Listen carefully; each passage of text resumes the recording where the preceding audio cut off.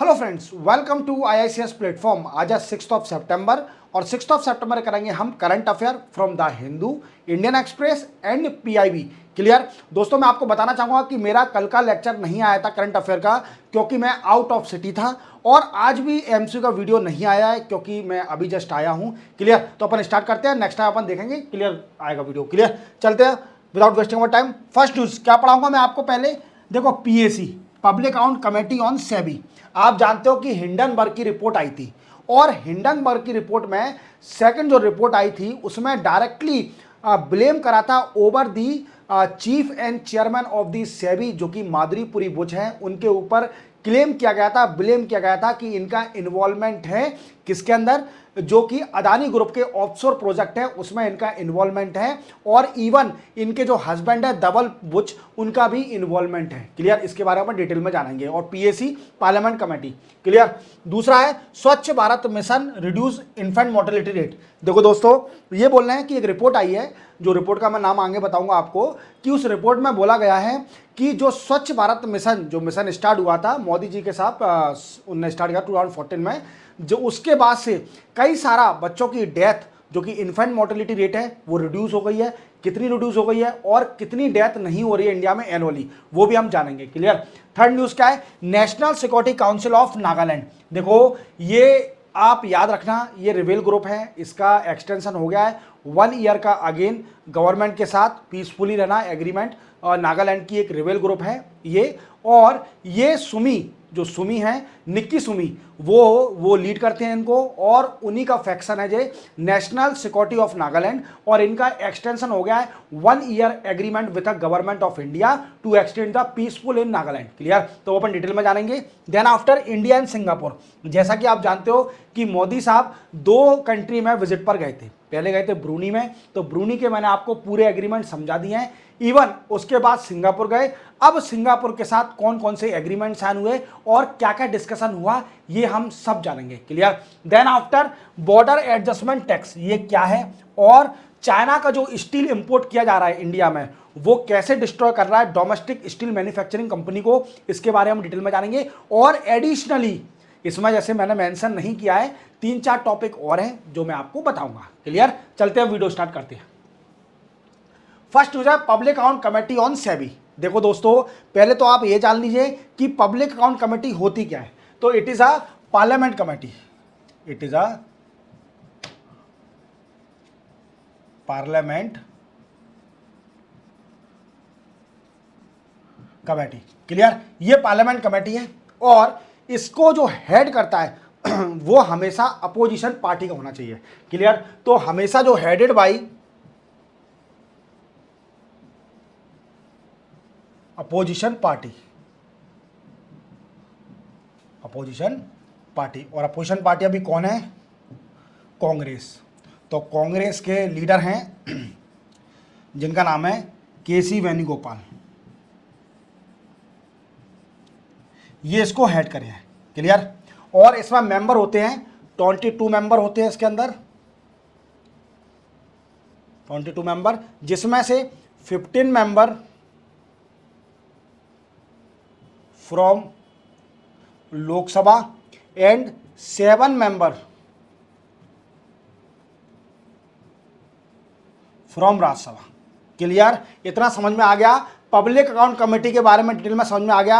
अब इसके हम वर्क समझेंगे, क्या काम है इसके, वर्क क्या है, work of PAC।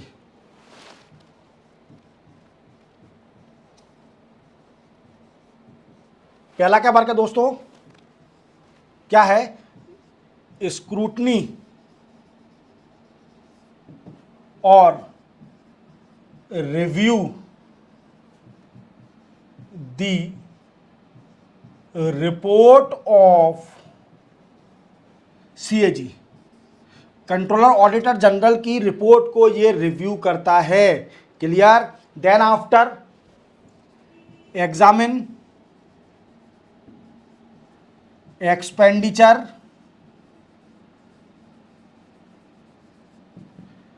And income of government. Clear, ये मैंने आपको दो मेन वर्क बता दिए इसके, कि पब्लिक अकाउंट कमेटी की रिपोर्ट को वीकेंड से रिपोर्ट करता है, किसको एग्जामिन करता है, रिपोर्ट जिसकी सीएजी की रिपोर्ट को एग्जामिन करता है पब्लिक अकाउंट कमेटी, जो कि पार्लियामेंट कमेटी है। क्लियर। दूसरा क्या है वर्क इसका, कि गवर्नमेंट का एक्सपेंडिचर और इनकम को एग्जामिन करता है कि प्रॉपर तरीके से एक्सपेंडिचर हो रहा है कि नहीं हो रहा। क्लियर, इतना समझ में आ गया। अब हम समझेंगे कहानी क्या है, मतलब क्या रीजन है, अब इसने क्या एजेंडा एडॉप्ट कर लिया है। देखो पीएसी ने क्या किया है, PAC has adopted agenda for review of working SEBI security exchange board of India, इसके बारे में डिटेल में बता चुका हूं मैं। Clear. SEBI and chief of SEBI. अब ऐसा एजेंडा क्यों एडॉप्ट किया जा रहा है, पीएसी ऐसा एजेंडा एडॉप्ट क्यों कर रही है, क्यों रिव्यू करना चाहती है, एजेंडा एग्जामिन करना चाहती है on the working of SEBI and the chief of SEBI, उस पर क्यों एग्जामिन करना चाहती है, ये क्वेश्चन बनता है। अभी देखो 2023 में हिंडनबर्ग की रिपोर्ट आई थी, हिंडनबर्ग रिपोर्ट आई थी, जिसमें सीधा एक बात बोली थी कि जो अदानी साहब है, जो कि हमारे देश के 2023 में वर्ल्ड के सबसे ज़्यादा पैसे वाले बन गए थे, देन आफ्टर रिपोर्ट आई थी, इसमें बोला गया कि अदानी साहब ने जो शेयर है कंपनी के उसमें मैनिपुलेशन किया है, उसमें छेड़खानी करी है, उसकी प्राइस को बढ़ाया घटाया खुद है, मतलब सेल्फ किया है, इस वजह से वो बन गए और इसी कारणवश उनका डाउनफॉल आ गया था। क्लियर। अब क्या है दोस्तों, एक और बात याद रखना, फिर से इसकी रिपोर्ट आई 2024 में, अभी लेटेस्ट मैंने बताया था आपको, डिटेल में समझाया है, उसमें ब्लेम करा गया, blame on SEBI chief, SEBI के चीफ पर ब्लेम करा गया और उनके हस्बैंड, जो कि सेबी की चीफ कौन है, माधुरी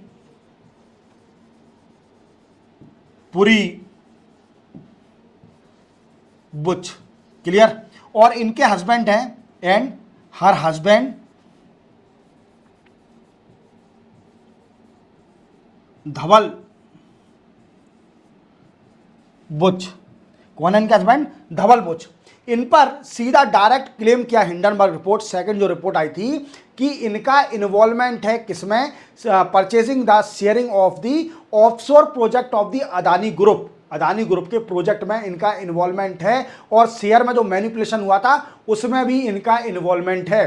क्या है, उसमें भी इनका इन्वॉल्वमेंट है। तो समझ में आया मेरी बात को।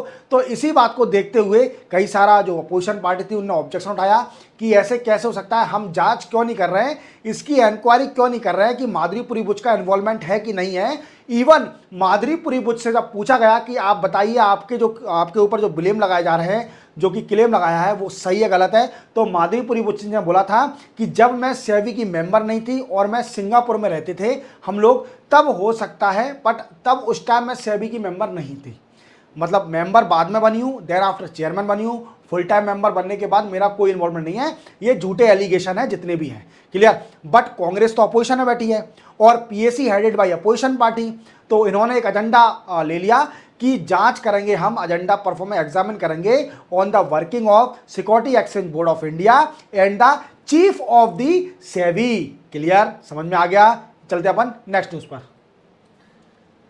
Next news, Swachh Bharat mission support to reduce infant mortality rate.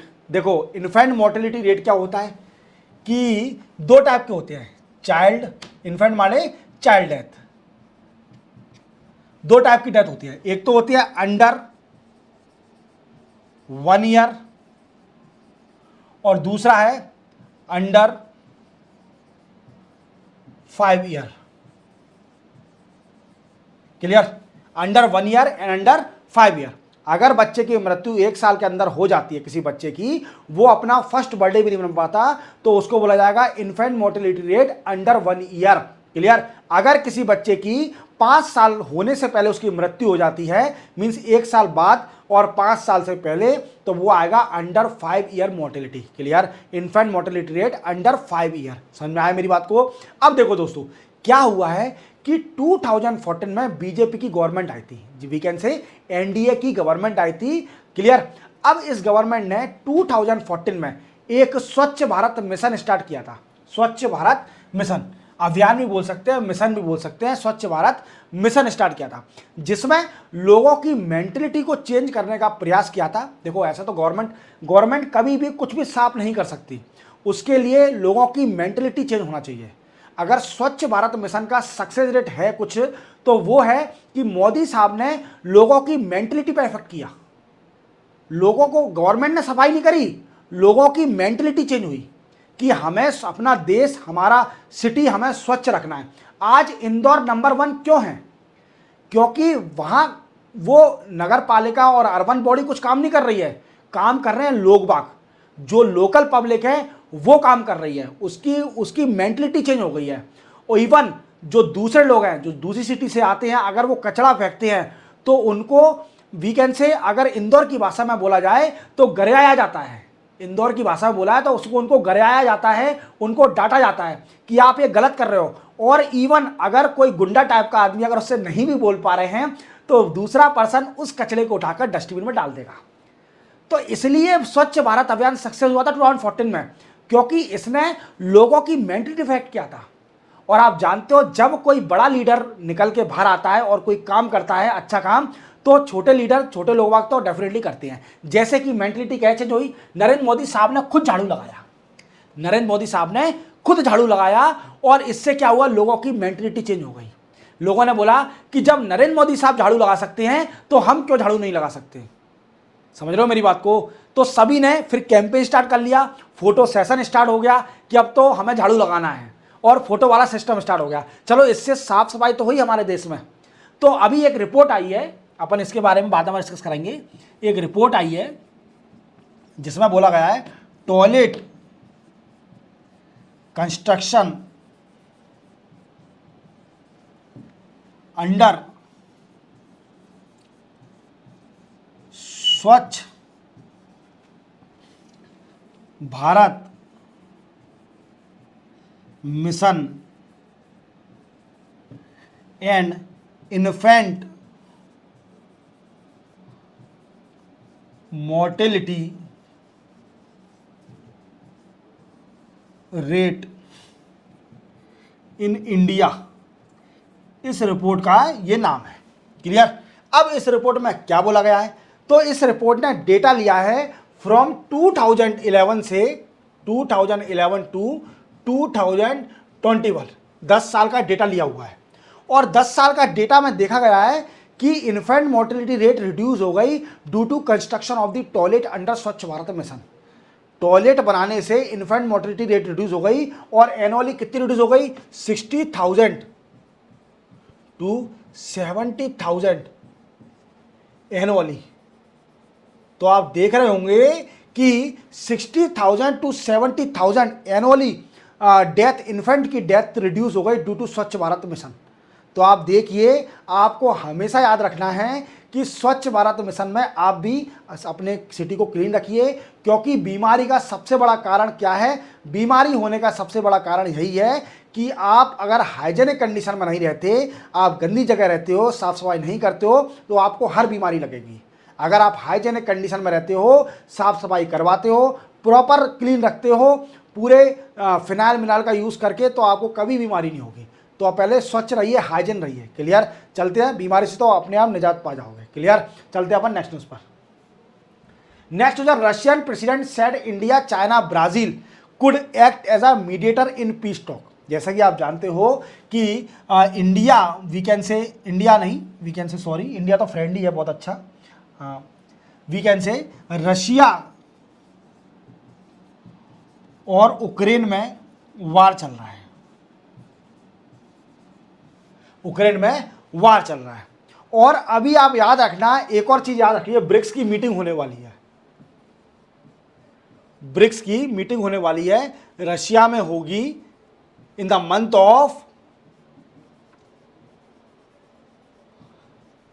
Month of October. October के मंथ में ये मीटिंग होगी ब्रिक्स की। और ब्रिक्स आप जानते हो, ब्रिक्स क्या है, ब्रिक्स है Brazil, R for Russia, I for India, C for China, S for South Africa. Clear? BRICS के ये 5 मेंबर हैं, याद रखना ब्रिक्स के, और ये सक्सेसफुल रीजनल ऑर्गेनाइजेशन है। याद रखना ये सक्सेसफुल रीजनल ऑर्गेनाइजेशन है ब्रिक्स। अब यूक्रेन और रशिया बाहर चल रहा है और कई सारी वेस्टर्न कंट्री चिल्ला रही हैं कि इसको खत्म करो, वार को कैसे भी, 2-3 साल हो गए इस वार को कैसे भी खत्म करवाओ, और जो कंट्री मेजर रोल प्ले कर सकती है उससे रिक्वेस्ट करी जाए, वही खत्म करा सकती है इसको। क्लियर? वही खत्म करा सकती है। अब क्या हुआ है कि ईस्टर्न इकोनॉमिक फोरम चल रहा था, ईस्टर्न इकोनॉमिक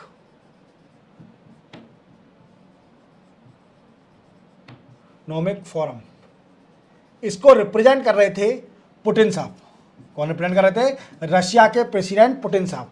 अब पुतिन साहब ने इतना अच्छा स्टेटमेंट दिया है इंडिया के लिए और कुछ कंट्रियों के लिए, जिसको सुन के हमें बड़ी अच्छी खुशी होगी कि हमारा इंडिया कितना मेजर रोल प्ले कर रहा है इस चीज में।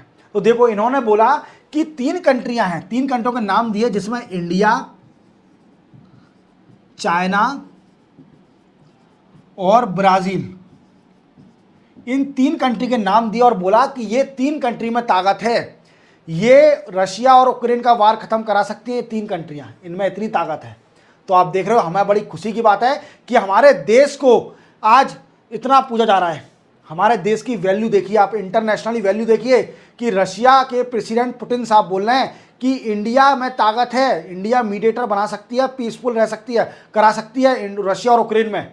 समझ रहे हो आप मेरी बात को? और ये एक फोरम में रिप्रेजेंट करते हुए पूरे वर्ल्ड में बोला है ये वाली बात।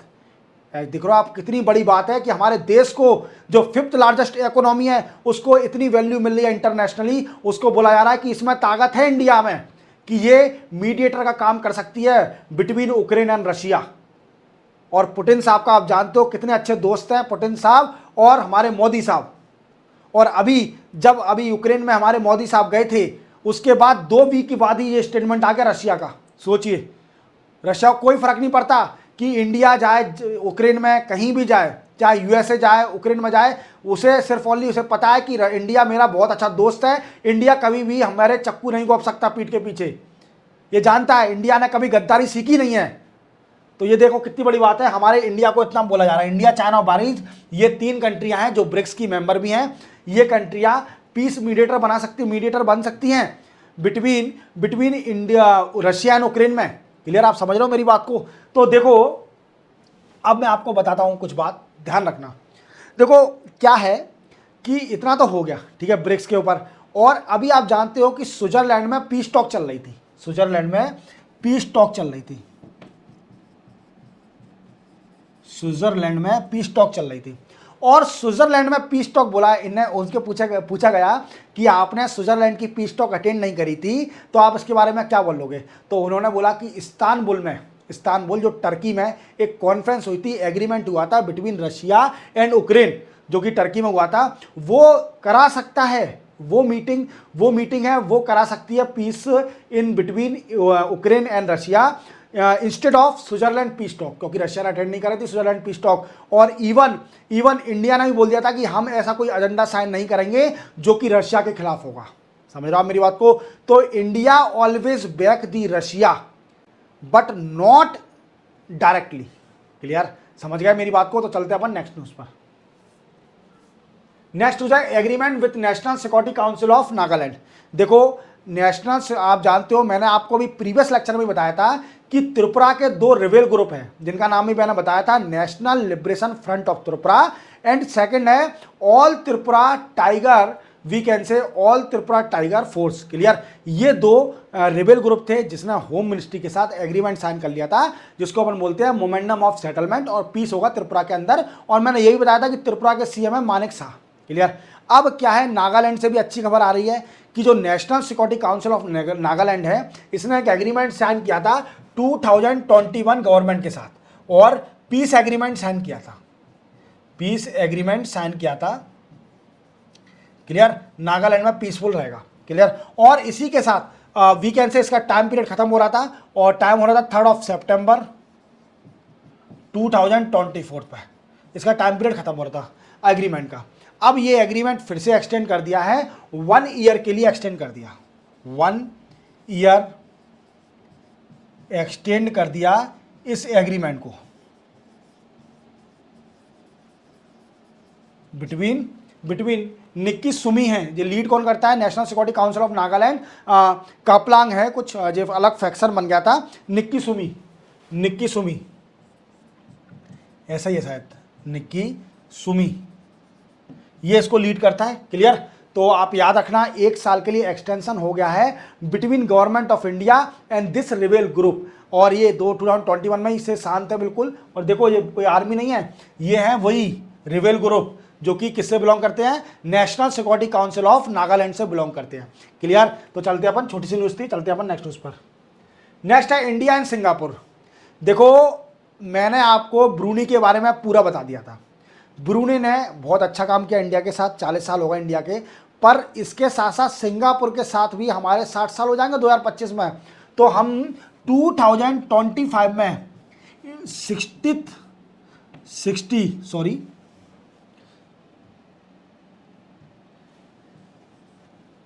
2025 में 60th एनिवर्सरी मनाएंगे। किसकी एनिवर्सरी, इंडिया और सिंगापुर के रिलेशन की एनिवर्सरी। क्लियर, अभी मोदी साहब सिंगापुर गए हुए हैं 2 दिन की ट्रिप पर, और सिंगापुर के पीएम का नाम याद रखना, मैंने आपको कई बार बताया है, इनका पीएम है लॉरेंस वोंग। क्या नाम है, लॉरेंस वोंग इनके पीएम का नाम है, सिंगापुर के पीएम का। क्लियर, अब ये मोदी साहब सिंगापुर गए हैं, तो कौन कौन से डिस्कस हुए, किस किस बात पर डिस्कस किया गया, तो मैं आपको शॉर्ट में बता देता हूं जिससे आपको इजीली याद रहेंगे, ज़्यादा अपन बकवास नहीं पढ़ने। देखो आप जानते हो कि सिंगापुर स्ट्रेटेजिकली इंपॉर्टेंट कंट्री है इंडिया के लिए, क्योंकि सिंगापुर में सबसे बड़ी बात क्या है, स्किल डेवलपमेंट बहुत अच्छा है, और इसकी स्किल डेवलपमेंट अगर एग्रीमेंट साइन करती है इंडिया, तो उससे इंडिया को बेनिफिट होगा, इंडिया में भी स्किल डेवलपमेंट होगा। तो सिंगापुर के साथ अगर स्किल डेवलपमेंट एग्रीमेंट साइन नहीं हुआ तो कुछ नहीं हुआ। क्लियर, आप समझ रहे हो, तो मैं आपको बताऊंगा कि कौन कौन से एग्रीमेंट साइन किए गए between India and Singapore.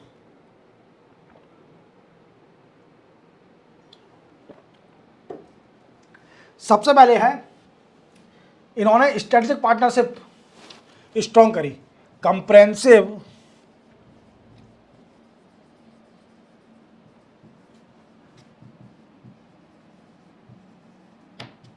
Strategic partnership. Clear, और एक और बात याद रखना, ये मेन है, cooperation on semiconductor, cooperation in semiconductor. आप जानते हो सेमीकंडक्टर एक क्रिटिकल चीज है, और इसका यूज बहुत ज्यादा है। क्या यूज है, देखो इसका यूज क्या है, मेमोरी कार्ड आप जानते हो कि हमारी इंडिया जो हांगकांग है, ताइवान है, सॉरी हांगकांग नहीं, ताइवान बहुत आगे है, we can say memory card pen drive बनाने में, और साउथ कोरिया भी बहुत आगे है, इवन जापान भी बहुत आगे है, और यूएसए से हम इंपोर्ट करते हैं ये चीज़ें। ठीक है, सेमीकंडक्टर जो कि पैनल, सोलर पैनल यूज़ करे जाते हैं, उसमें सेमीकंडक्टर यूज़ होता है, और इसका भी बहुत यूजेबिलिटी है अभी राइट नाउ। क्लियर, इसकी बहुत यूजेबिलिटी है। तो हमारा एग्रीमेंट सिंगापुर से सेमीकंडक्टर पर एग्रीमेंट हुआ है। क्लियर, अब सिंगापुर से और दूसरा एग्रीमेंट, मोदी साहब setup Thiruvallur centre in Singapore. Thiruvallur we can say centre Singapore में बनेगा, और ये कौन है, ये तमिल पोएट है। क्या है, तमिल पोएट है, और ये सेंटर क्या करेगा कि कल्चर कोऑपरेशन बढ़ाएगा, we can say culture cooperation between both countries, दोनों कंट्रीज के बीच में कल्चर कोऑपरेशन को एनहांस करेगा। समझ के आ गया मेरी बात को। तो मोदी साहब क्या करेंगे, एक त्रिवुल्लुर सेंटर सेटअप करेंगे सिंगापुर के अंदर, सेटअप कर दिया है, और कंप्रेहेंसिव स्ट्रेटेजिक पार्टनरशिप को और स्ट्रॉन्ग किया है, कोऑपरेशन ऑन सेमीकंडक्टर, और जो छोटे छोटे एग्रीमेंट है वो बता देता हूँ। क्लियर, ये मेन है। और एक और चीज, इंडिया में कई सारी जगह पर सिंगीपोलिस सेंटर सेटअप करे जाएंगे, centre in different part of India. India के कई सारे पार्टों में सिंगापोलिस सेंटर सेटअप करे जाएंगे। क्लियर? अब समझ लेते हैं, ये तो आपको मेन बात समझ में आ गई। क्लियर? आपको 3 चीजें याद रखना है। सबसे पहला, कंप्रेहेंसिव स्ट्रेटेजिक पार्टनरशिप को स्ट्रॉन्ग करेंगे। क्लियर? देन आफ्टर, उसके बाद क्या है कि एक सेंटर सेटअप कराया मोदी साहब ने, कहां पर, त्रिवुल्लुवर सेंटर इन सिंगापुर में। क्लियर? और कॉपरेशन इन सेमीकंडक्टर, तीसरा एग्रीमेंट। और फोर्थ एग्रीमेंट मेन है, सिंगापोलिस सेंटर बनाए जाएंगे कई सारे इंडिया के पार्ट में, जो कि स्किल डेवलपमेंट में काम करेंगे। क्लियर? अब जो मेन एग्रीमेंट है वो बताता हूं, जैसे energy, digitalisation,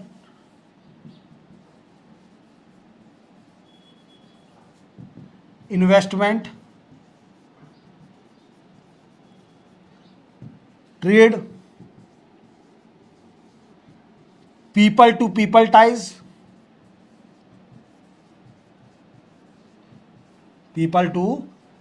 ties, then after culture corporation,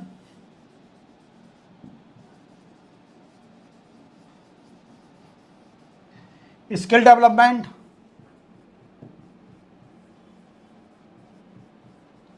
ये सारे एग्रीमेंट साइन किए गए। क्लियर? और 2-4 और जोड़ लेना, क्लाइमेट चेंज, ये तो मेन ही है। क्लियर? इनको भी ऐड कर लेना। तो समझ में आ गया, इंडिया और सिंगापुर के बारे में समझ में आ गया। पीएम कौन है? लॉरेंस वोंग, याद रखोगे। चलते अपन नेक्स्ट न्यूज पर। नेक्स्ट न्यूज है, 4 सब group setup under national task force. मैंने आपको हर लेक्चर बताता हूं कि अभी बहुत ही वीकेंड से बहुत गंदा काम हुआ था कोलकाता के आरजीकर मेडिकल हॉस्पिटल में, जिसमें एक जूनियर डॉक्टर का रेप हो गया, उसके बाद उसका मर्डर भी हो गया। तो इस बात को देखते हुए इंडिया में कई प्रोटेस्ट हुआ, कोलकाता में प्रोटेस्ट हुआ, और इवन इस केस को सुप्रीम कोर्ट ने सुमोटो अपने हाथ में ले लिया था। और इसको देखते हुए सुप्रीम कोर्ट ने एक नेशनल टास्क फोर्स सेटअप करी थी, जो कि एंश्योर करेगी to the security of medical professional को सिक्योरिटी देने का एंश्योर करेगी national task force that was setup by the supreme court ने सेटअप करी थी। क्लियर? अब ये क्या हुआ है कि नेशनल टास्क फोर्स में 4 सब ग्रुप और सेटअप हो गए। अब इनको काम दे दिया है, ये किस किस पर काम करेंगे? तो इनका काम होगा दोस्तों,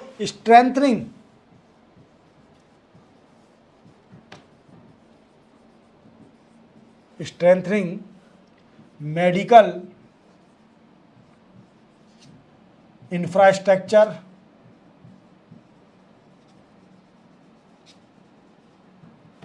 स्ट्रेंथनिंग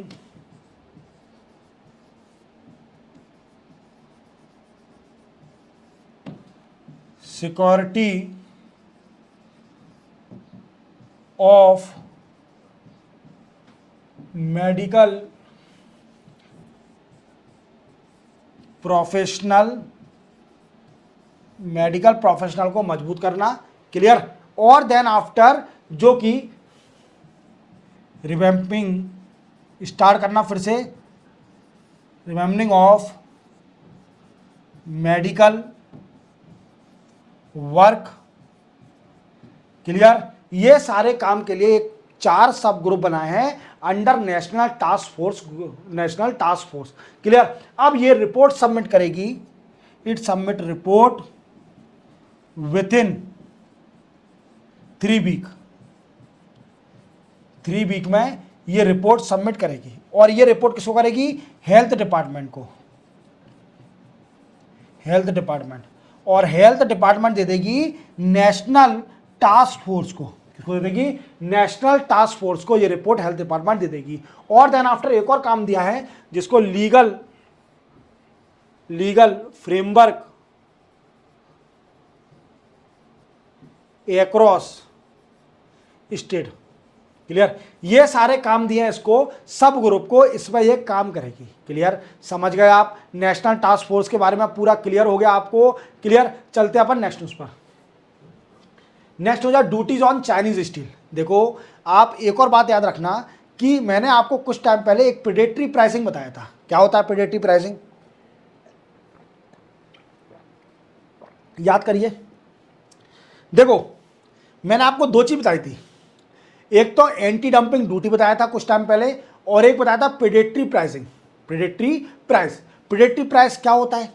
देखो ऐसी प्राइस जब कोई कंपनी अपने प्रोडक्ट को इतना सस्ता बेचती है जिससे कि कंपटीशन रिड्यूस हो जाता है और रिटेल शॉप रिड्यूस हो जाती हैं, उसको बोलते हैं प्रेडेटरी प्राइस। क्या बोलते हैं? Predatory price. मींस कंपनी अगर बहुत सस्ता माल बेच रही है, बहुत सस्ती प्राइस पर, तो वो कहलाएगी प्रेडेटरी प्राइस। उससे क्या होता है, जो और कंपटीशन है वो रिड्यूस हो जाएगा, कई सारी चीज़ें रिड्यूस हो जाएंगी। क्लियर? आप समझ गए होंगे कि चाइनीज स्टील आ रहा है, इंडिया में इंपोर्ट किया जा रहा है। अब इससे क्या हो रहा है कि जो डोमेस्टिक कंपनी है, डोमेस्टिक स्टील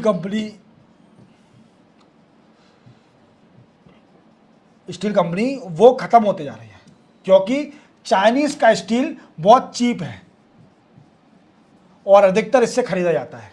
अब इससे जो डोमेस्टिक स्टील कंपनी है वो डिस्ट्रॉय होते जा रही हैं। तो आप याद रखना, एक कुमारस्वामी मिनिस्टर हैं, एचडी, ये पहले सीएम थे, कहाँ के? कर्नाटका के, कुमारा स्वामी जी। क्लियर? इन्होंने वी कैन से रिक्वेस्ट करी है, request to finance minister to raise duties on imported steel from 7.5% to 10 to 12%, जिससे क्या होगा कि स्टील की प्राइस एनहांस हो जाएगी इंपोर्टेड की, और कंपटीशन भी हो जाएगा, और हमारी डोमेस्टिक कंपनियां हैं वो भी बच जाएंगी। क्या हो जाएगा? डोमेस्टिक कंपनी बच जाएंगी डिस्ट्रॉय होने से। अब इसमें कैसे किया जाएगा? और देखो पीयूष गोयल साहब को आप जानते होंगे, पीयूष गोयल साहब ने एक कंसेप्ट दिया था जिसको बोलते हैं border adjustment tax. Border adjustment tax, border adjustment tax, ये क्या होता है?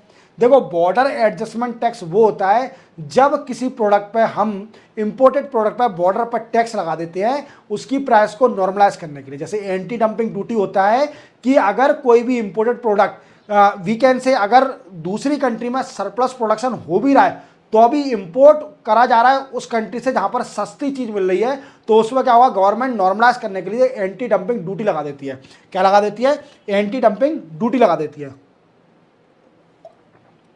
तो बॉर्डर एडजस्टमेंट टैक्स। क्लियर? तो ये कंसेप्ट आप याद रखना, बॉर्डर एडजस्टमेंट टैक्स, जब गवर्नमेंट बॉर्डर पर टैक्स लगा देती है on the cheap imported product to protect the domestic company, to protect the domestic company or the from the cheap product, जो कि imported product है। तो इसी बात का गवर्नमेंट वीकेंड से गवर्नमेंट देखेगी। जीएसटी अगर काउंसिल मीटिंग में होता है, अगर स्टील के वीकेंड से स्टील पर, इंपोर्टेड स्टील पर टैक्स बढ़ता है, देन आफ्टर आप फिर समझेंगे। देखो दोस्तों एक और बात याद रखना कि ये तो सिर्फ ओनली मैंने आपको बॉर्डर एडजस्टमेंट टैक्स बता दिया। अब आप एक और बात याद रखना कि जो रिक्वेस्ट करी गई है कुमारस्वामी जी ने, जो कि ड्यूटी बढ़ाने के लिए फ्रॉम 7.5% टू 10 to 12%, ये जो टैक्स बढ़ाया जाएगा, इसका प्रोटेस्ट कर रही है एमएसएमई। कौन? Micro small and medium enterprise इसका प्रोटेस्ट कर रही है। क्यों प्रोटेस्ट कर रही है? वो बोल रही है कि हमको चीप स्टील मिलता है, जिससे क्या होता है कि हम सर्वाइव कर रहे हैं चाइना से। अगर टैक्स बढ़ जाएगा तो हमको महंगा हो जाएगा स्टील और हम डिस्ट्रॉय हो सकते हैं। तो दोनों डेडलॉक की कंडीशन आ गई है। या तो अगर टैक्स बढ़ता है तो जो एमएसएमई है वो डिस्ट्रॉय हो जाएंगी, और इवन टैक्स नहीं बढ़ता है, टैक्स कम हो जाता है वीकेंड से, तो कम होगा तो हमारी डोमेस्टिक कंपनियां बच जाएंगी। क्लियर? अब देखो दोस्तों एक और चीज़ याद रखना कि हमारे जो डोमेस्टिक कंपनियां हैं, डोमेस्टिक स्टील प्रोड्यूसर कंपनी है,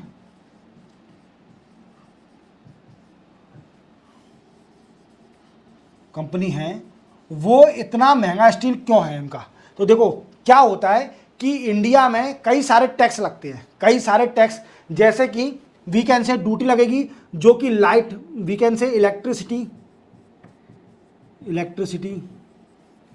आयरन ओर ड्यूटी, और कई सारी ड्यूटीज लगती हैं, जिसके कारण ये स्टील प्रोडक्ट महंगा हो जाता है। और ज़रूरी नहीं है कि ये ड्यूटी दूसरी कंट्री भी लगाए उनके स्टील कंपनियों पर। तो उनका अगर स्टील कंपनी के उनके स्टील कंपनी पर अगर ड्यूटी नहीं लगाई जाती है तो उनका स्टील सस्ता रहेगा हमारी डोमेस्टिक कंपनी से। तो आपको समझ में आ गया होगा।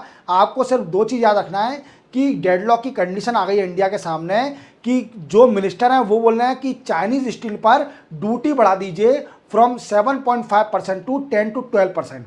बट इसका प्रोटेस्ट कौन कर रहा है? एमएसएमई, जो micro small and medium enterprise है, वो इसका प्रोटेस्ट कर रही है। वो कह रही है कि अगर ड्यूटी बढ़ा दी जाएगी तो स्टील महंगी हो जाएगी और हमारी कंपनी डिस्ट्रॉय हो सकती है उससे। तो अब इंडिया क्या करती है वो मैं आपको आगे बताऊंगा। क्लियर? चलते हैं अपन नेक्स्ट न्यूज़ पर। नेक्स्ट न्यूज़ नेक्स्ट और लास्ट न्यूज़ भी है। ये नेक्स्ट लास्ट है ना, एक बार देख लूँगा।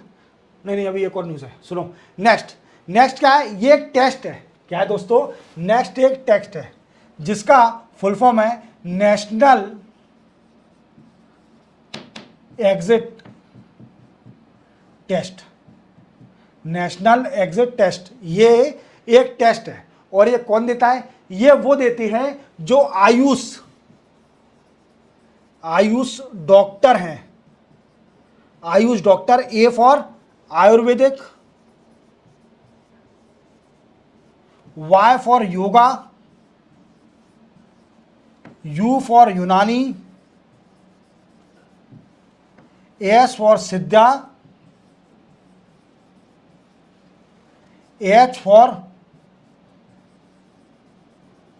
Homeopathy, H for homeopathy. तो ये याद रखना, इसके जो ट्रेडिशनल मेडिसिन के डॉक्टर हैं उनको एक एग्जाम देना पड़ता है जिसका नाम है नेक्स्ट एग्जाम। क्या एग्जाम है? Next exam. और इसका फुल फॉर्म क्या है? National exit test. और ये कब दोगे? जब ये 1 ईयर की इंटेंसिव कंप्लीट कर लेंगे। 1 ईयर की इंटेंसिव कंप्लीट कर लेंगे तब ये एग्जाम दिया जाता है। क्लियर? ये एग्जाम का प्रोटेस्ट हुआ था इंडिया में कई सारा, बट इसका मेन मोटिव है टू एग्जामिन एंड लाइसेंस देने के लिए। अगर पास कर दे तो लाइसेंस मिल जाएगा। इवन लाइसेंस के साथ साथ इसमें यह भी होगा, एग्जामिन करा जाएगा कि डॉक्टर एफिशिएंट है कि नहीं है। अगर वो फेल हो जाता तो उसको लाइसेंस नहीं मिलेगा। और इसका कई सारा इंडिया में प्रोटेस्ट भी हुआ था कि ऐसे कैसे हो सकता है, ये नेक्स्ट एग्जाम क्यों करा रहे हैं एक लाइसेंस के लिए इवन। और जिसने इंटेंसिव कंप्लीट नहीं भी की है 1 ईयर की, वो भी इस एग्जाम को दे सकता है। अगर वो क्लियर कर जाता है तो बाद में कर ले इंटेंसिव। तो उसकी अगर आयुष, जो मिनिस्ट्री ऑफ आयुष का नया एग्जाम है जो कंडक्ट कौन कराता है? मिनिस्ट्री ऑफ आयुष कंडक्ट कराती है, जिसका नाम है नेक्स्ट। क्लियर? तो चलते अपन नेक्स्ट न्यूज और लास्ट न्यूज पर। पहले मैं पानी पी लूं। नेक्स्ट लास्ट न्यूज है ना।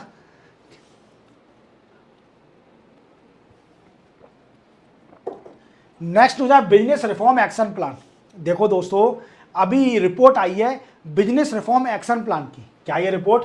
बिजनेस रिफॉर्म एक्शन प्लान की रिपोर्ट आई है जिसमें स्टेट को रैंकिंग दी है। स्टेट को रैंकिंग दी है क्या? किस चीज की? ईज ऑफ डूइंग बिजनेस की। ईज ऑफ डूइंग बिजनेस की रैंकिंग दी है। और इस रैंकिंग में टॉप किया है दोस्तों केरला ने, then after Andhra Pradesh,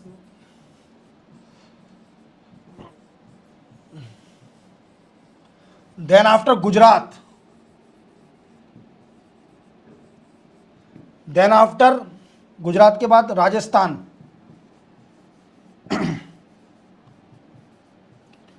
then after Tripura. हाँ, त्रिपुरा भी है लाइन में। Then after Uttar Pradesh. और ये रैंकिंग है, याद रखना। पहली है केरला, दूसरी आंध्र प्रदेश, तीसरी है हमारी कौन सी? गुजरात, राजस्थान, त्रिपुरा और यूपी। ये रैंकिंग आई है ईज ऑफ डूइंग बिजनेस करने में। तो केरला तो आप जानते हो कि नंबर 1 स्टेट है, हर चीज़ में नंबर 1 आती है, तो वो तो आनी है केरला। ठीक है, ईज ऑफ डूइंग बिजनेस करने में बहुत अच्छा।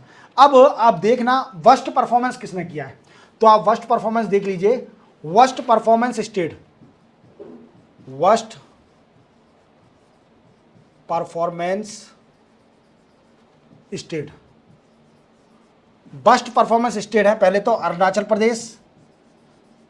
ठीक है, अरुणाचल प्रदेश तो आनी है क्योंकि वहां पर अधिकतर तो जंगल ही है। अरुणाचल प्रदेश, डेंसिटी बहुत ज़्यादा है, क्लियर। देन आफ्टर ये त्रिपुरा वो वीकेंड तेलंगाना, ये गलत हुआ, तेलंगाना के साथ तेलंगाना। देन आफ्टर पंजाब, पौंडुचेरी, ये सारी स्टेट वर्स्ट स्टेट आई हैं ईज ऑफ डूइंग बिजनेस में। ईज ऑफ डूइंग बिजनेस में ये वर्स्ट स्टेट आई हैं बिजनेस करने में। अब कुछ बातें मैं और बता देता हूं आपको, जैसे उड़ीसा स्टेट है, उड़ीसा क्यों अच्छा परफॉर्म कर रही है, क्योंकि इसने कई सारे रिफॉर्म किए हैं, रिफॉर्म इन माइनिंग सेक्टर। किसमें रिफॉर्म करे हैं, माइनिंग सेक्टर में रिफॉर्म करे हैं, clear. Then after Rajasthan, UP, UP ने क्या किया है, इन्वेस्टमेंट में रिफॉर्म किया है। किसमें किया है, इन्वेस्टमेंट में रिफॉर्म किया है। महाराष्ट्र ने किसमें रिफॉर्म किया है, एफडीआई, फॉरेन डायरेक्ट इन्वेस्टमेंट बहुत आया है यहां पर, क्लियर। राजस्थान है टूरिज्म में, किसमें, टूरिज्म में।